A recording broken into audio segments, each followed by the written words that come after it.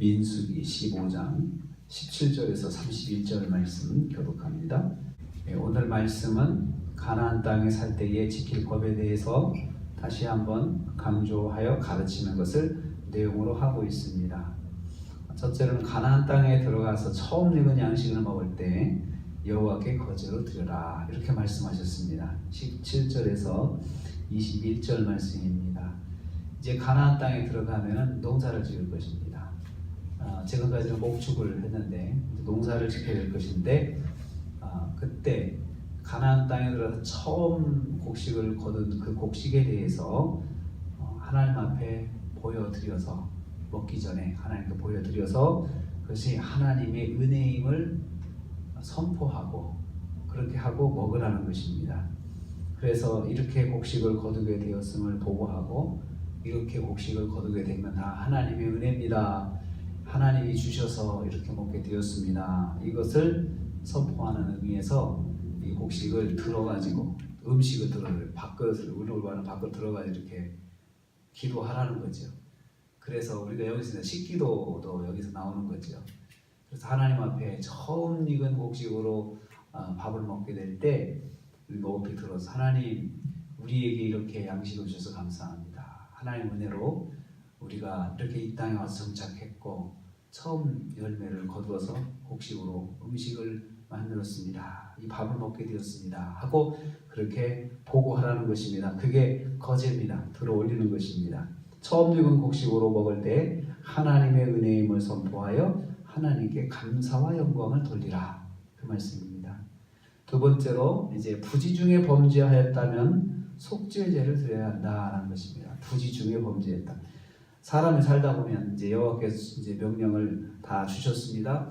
그런데 그 명령을 다 지키지 못할 것이다 말씀을 다 지키지 못하는, 백성들이 다 지키지 못하는데 의도적으로 지키려고 노력하는 것은 지킬 수 있겠지만 의도하지 않는 가운데 실수로 범죄한 것들이 많이 생길 것이다 라고 이제 하나님께서 그렇게 말씀하십니다. 그래서 이 명령을 순종하고 사는 것이 하나님 백성의 의무인데, 그러나 알지 못하는 가운데 범죄할 수 있다는 거죠.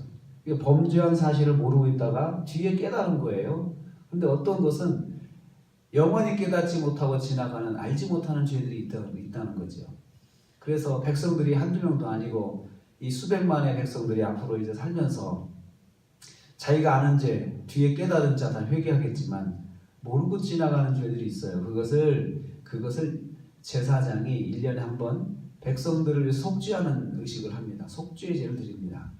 그렇게 해서 자기가 깨달은 죄에 대해서는 뒤에라도 속죄의 죄를 드리지만 깨닫지 못하고 영원히 지나가는 백성들의 죄가 있어요. 그것에 대해서는 1년에 한 번씩 제사장이 속죄의 죄를 드릴 것이다. 그래서 28절 말씀에 제사장은 부지 중에 범죄한 사람이 부지 중에 여호와 앞에 범한 죄를 속죄하되, 제사장이 속죄하는 거예요. 그러니까는 범죄한 당사자는 모르고 있어요. 모르고 지나가고, 하나님은 근데 기억하시잖아요. 그 수많은 백성 한 사람 한 사람들 머리털까지 세시는 하나님께서 누가 어떤 죄를 모르고 지금 짓고 있고 이거 다 알고 계시는데, 그러면 공동체 전체가 부정해지는 거예요. 죄를 안고 사는 거예요. 그 사람은 죄를 범죄했기 때문에 자꾸 옆에 사람을 이제 오염시키잖아요. 그 사람을 만나면 그 사람을 또 그 사람과 부정해지는 거거든요, 사실. 근데 부정해진다는 사실도 알지도 못하고 부정한 사람이 계속 부정을 옆에 전하고 다니는 거예요. 그래서 1년에 한 번씩 속죄의 죄를 해서 대청소일을 이제 하게 하는 것입니다. 하나님께서는 모르고 지나간 범죄도 기억하십니다. 그러므로 죄를 깨달은 시점에서 반드시 회개해야 됩니다. 그리고 꼭 회개할 때, 주님, 제가 알지 못하는 범죄가 있습니까? 회개합니다. 저는 아직 깨닫지 못하지만 깨닫게 해주시고, 그리고 제가 아무래도 깨닫지 못하는 범죄는 우리 하나님 용서해 주세요. 그렇게 회개를 해야 합니다. 이것은 죄는 반드시 하나님 앞에서 회개해야 될 것이지 지나가면 안 되는 것이라는 것을 강조하고 있습니다. 세 번째로, 이스라엘 공동체 안은 타국인도 부지 중에 범죄한 것을 반드시 회개해라.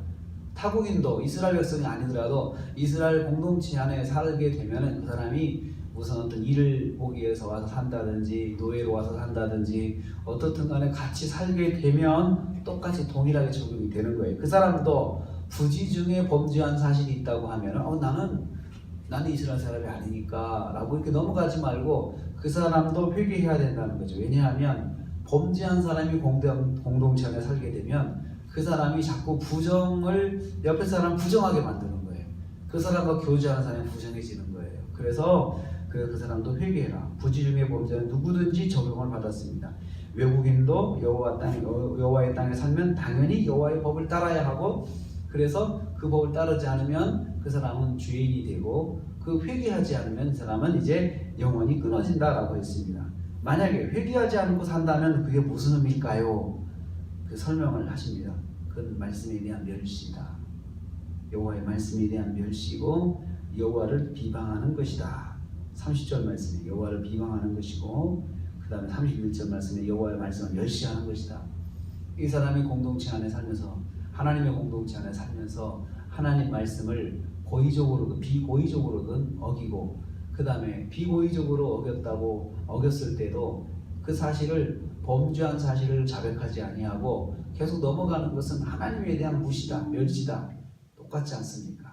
인간관계도 그렇지 않습니까? 나한테 잘못해놓고 그냥 지나간다, 나를 무시하는 거죠. 하나님 앞에서도 마찬가지예요. 하나님 앞에서 그렇게 하면은 하나님을 멸시하는 것이고 또 무시하는 것이니, 하나님께서 반드시 그 사람을 백성 중에서 끊어지게 한다, 끊어버리겠다. 그래서 그 사람을 자격을 박탈한, 백성의 자격이 이제 안 되는 거예요. 그래서 모든 권리를 다 박탈하고 하나님께서 이제 이 사람을 생명을 불러가실 수도 있고, 아니면 공동체에서 아예 이탈시키고 추방시키고 하는, 그렇게 한다는 거죠. 너는 하나님의 백성으로서의 그런 의무를 다하지 않으니까 추방해야 된다라고 그렇게 하십니다. 부지 중에 범죄한 자를 방관하고 넘어가는 것은 여호와를 멸시하는 것입니다. 그래서 제사장은 그걸 방관하면 안 되고, 공동체가 방관하면 안 되고, 반드시 그 사람이 회개할 수 있도록 또 그 사람 이끌어줘야 된다는 것입니다. 그래서 오늘 말씀에서는 내가 알지 못하는 가운데 범죄한 사실도 넘어가지 말고 회개해라. 나중에 깨달았다면 하나님 몰랐습니다 하고 회개하고, 또 혹시나 또 모르고 영원히 지나갈 수 있는 것도 있거든요. 누구는, 어떤 사람 밖에서는 다른 사람은 나에 대해서 그런 감정을 기억하고 있는데 나는 그 사람의 감정을 모를 수 있잖아요. 내가 그 사람에게 실수를 했는데 그 사람은 나한테 속을 막 끓이면서 나한테 그런 원한을 갖고 있을 수도 있는데, 나는 그 사실을 전혀 모르고 있을 때는 그게 부지중이거든요. 그것도 회개하라라는 것입니다. 오늘 우리는 이 말씀을 통해서 하나님 정말 깨끗하신 분이고 정결하신 분이십니다. 알지 못하는 가운데 범죄한 것도 회개해라. 그것은 하나님 앞에서 언제나 깨끗하게, 뒤끝 하나도 오염되지 않고 깨끗하게 설하는 것입니다. 그래서 우리는 날마다 회개하는 것입니다. 날마다 회개함으로 나가는 거죠. 정결하신 하나님, 우리 하나님이십니다. 정말 우리 하나님께 복을 받기를 원하면 정결하신 하나님과 만날 수 있도록 우리를 항상 깨끗하게 회개하고 정케하고 하는 그런 그 시간을 날마다 가져야 합니다. 오늘도 하루를 시작합니다. 정결하신 하나님, 정결하신 하나님과 항상 동행하기를 원합니다. 그러면 부지 중에 잘못한 것도 회개하면서 하나님과 동행하는 하루가 되시기를 주님의 이름으로 축복합니다. 아멘.